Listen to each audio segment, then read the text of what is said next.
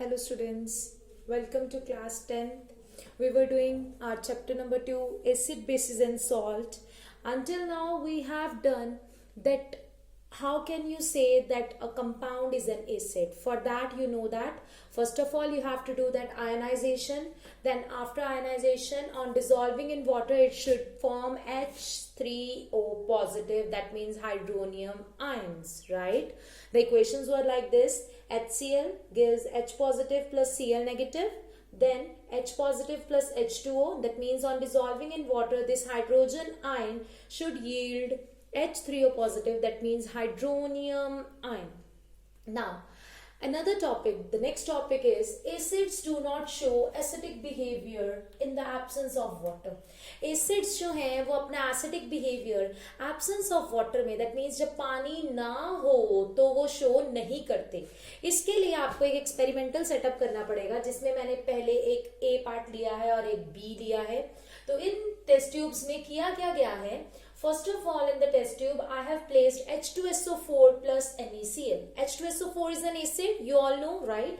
NaCl is a salt, right? So for this, you are going to place NaCl and H2SO4 over here. On placing NaCl and H2SO4, what you will find that HCl gas is formed. What is formed? HCl gas is formed. Now, on the formation of HCl gas, what you are going to do is, you are going to bring dry blue litmus paper towards it. On bringing a dry blue litmus paper towards HCl gas which is already dry in nature, so there is no change in the litmus paper, though no coloration change is there, because as we all know that litmus paper was an indicator, right? Indicator, that means it should indicate that HCl is a acid. But now it's not changing its color. Why it's not changing its color? It's not changing its color because of the absence of water. It's not changing its color because of the absence of water. Now, if in the case when we are bringing a moist blue litmus paper towards it, what we are bringing now? Moist blue litmus paper towards it. Now, what will happen? Due to the moisture means due to the presence of water here, the moist blue litmus paper will change its color from blue to red. Okay, what would happen? जो blue litmus paper होगा वो moist होगा. Moist means water होगा. अब water होगा तो ही तो वो acid अपनी property show करेगा. इसलिए वो blue litmus paper किस में convert हो जाएगा? Red में convert हो जाएगा. दोबारा से देखिए, टेस्ट ट्यूब ए में ड्राई लिटमस पेपर का यूज किया गया है जो अपना कलर चेंज नहीं कर रहा. टेस्ट ट्यूब बी में मॉइस्ट ब्लू लिटमस पेपर का यूज किया गया है जो अपना कलर चेंज कर रहा है. अब जब कलर चेंज हो रहा है तो आप कह सकते हैं कि HCl जो थी ब्लू से रेड हो रही है, that means it's acidic in nature. और HCl gas acidic in nature कब पता चली? In the presence of water, moisture की प्रेजेंस में, वाटर की प्रेजेंस में. सो आप बोल सकते हैं acids do not show acidic property. Acids अपनी एसिडिक प्रॉपर्टी शो नहीं करते. कब नहीं करते? In the absence of water. जब वाटर नहीं था, ड्राई था, तब वो अपनी प्रॉपर्टी शो नहीं कर रहा था, नो चेंज आ रहा था. जब ड्राई नहीं रहा, जब वाटर आ गया तो क्या हुआ? तो उसने अपनी प्रॉपर्टी शो कर दी, एसिडिक प्रॉपर्टी शो कर दी और ब्लू लिटमस से किस में कन्वर्ट हो गया? रेड लिटमस में. Very good. Now looking at the equations which we have done yesterday. In the previous video, we have done that. What we have done? We have done HCl gives H positive plus Cl negative. Yes, this was what? This was ionization. Good. This was ionization. In the ionization, H positive and Cl negative ions are formed. Now, this H positive ions on reacting with water, because acid shows property in the presence of water. So, H positive plus H2O would give H3O positive. What was the name of H3O positive ion? What was the name? Very good students. The name was hydronium ion. What was the name? Hydronium ion. Now look here. On combining these two equations, I have placed a semicolon over here. So on combining these two equations, what we are getting here is the very important equation which was in 2019 board exam. So look over here. What is this? This is HCl plus H2O gives H3O positive plus Cl negative. What is going to happen here? Look here. HCl, first it will dissociate into H positive and Cl negative. Suppose here H positive and Cl negatives are formed. What is formed here? H positive and Cl negative. Now the H positive here would react with H2O. H positive will react with H2O. What would be formed? H3O positive. Look here, H3O positive is formed.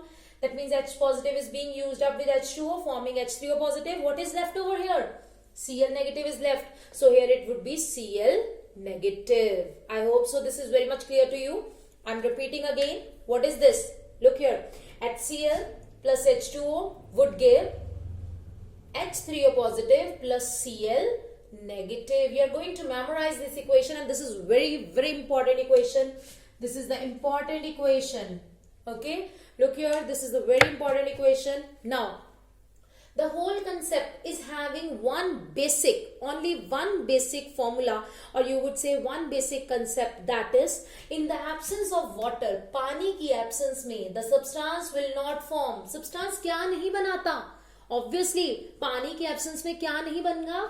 H positive ion नहीं बनेगा, because we know that acids gives H positive ions in the presence of water. Water की presence में ही H positive ions बनते हैं, और water की अगर absence होगी तो H positive ions नहीं बनेंगे. तो यहाँ देखिए, water की absence में H positive ions नहीं बने थे, तो जब H positive ions नहीं बने थे तो litmus ने भी अपना color change नहीं किया था.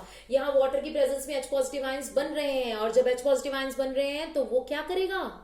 वो अपनी acidic behavior को show कर देगा. This was a major concept in which we have studied that acids do not show the acidic behavior when in the absence of water.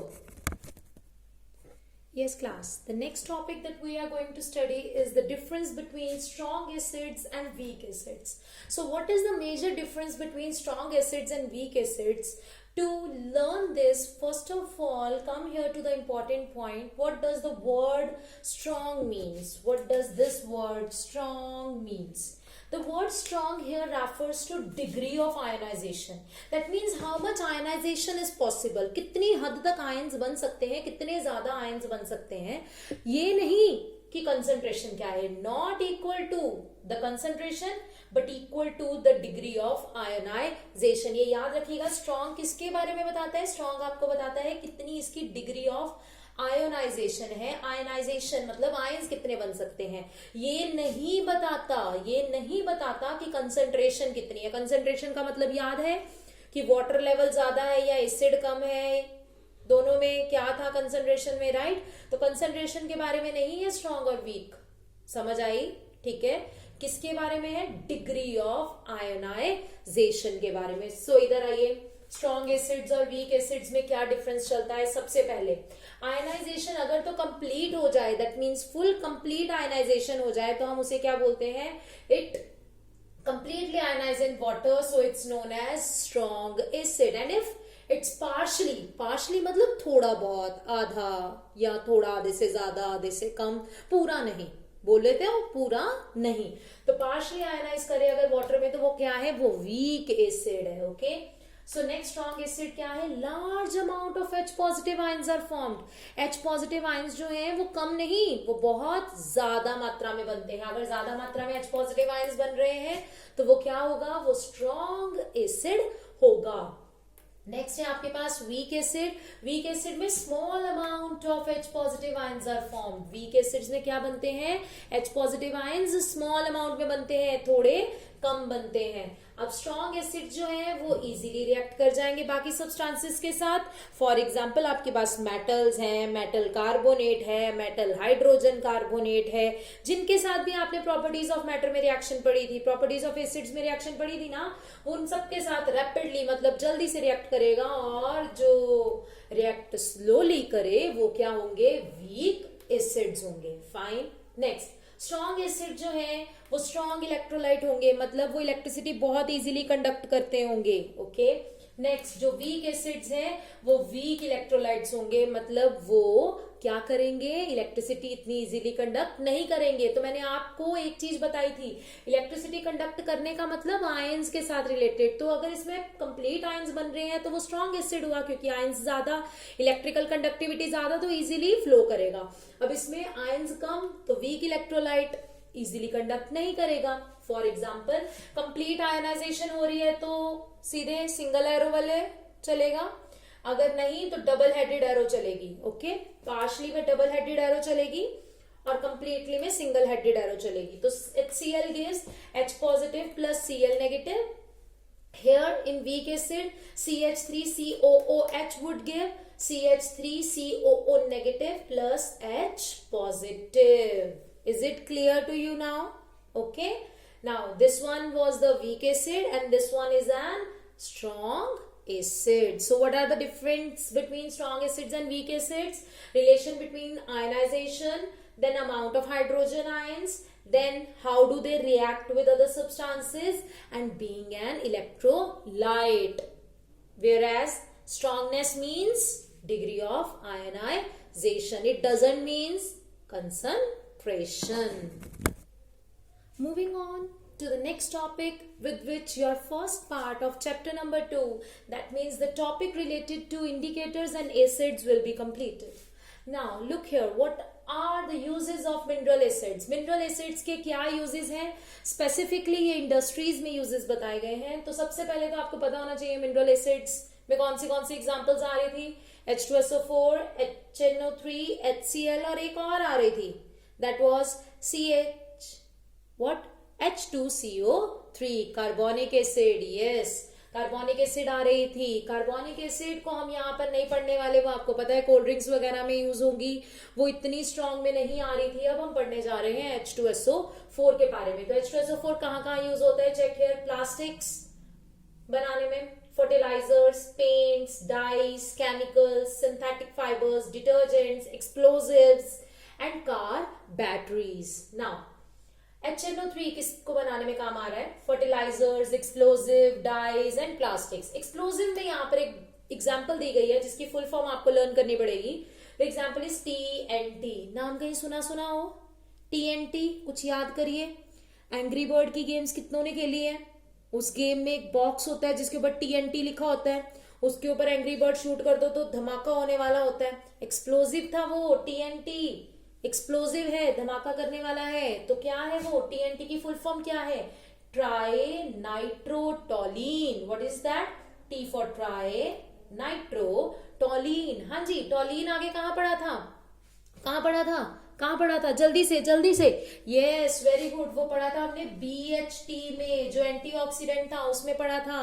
Butylated hydroxy टोलीन पढ़ा था। तो टोलीन वही है, वही कंपाउंड है टोलीन वाला। ओके, अब उसके बाद में HCl का यूज कहाँ हो रहा है, डाई स्टफ्स बनाने के लिए, टेक्सटाइल इंडस्ट्रीज में, फूड एंड लेदर इंडस्ट्रीज में, और इम्पोर्टेंटली ऑक्साइड लेयर को रिमूव करने के लिए किसी भी ऑब्जेक्ट से।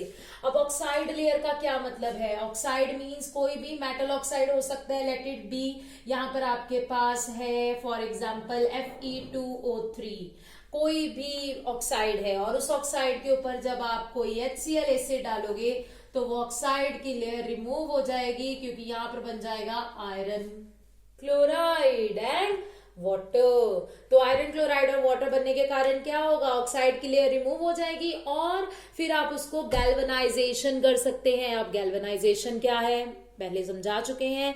गैल्वेनाइजेशन के प्रोसेस में आप आयरन के ऊपर किसकी कोटिंग करते थे, वेरी गुड, जिंक की कोटिंग करते थे, जिसके कारण वो सेफ हो जाती थी। So removing oxide layer from the object, इसके लिए आपको कौन सा एसिड चाहिए, HCl चाहिए।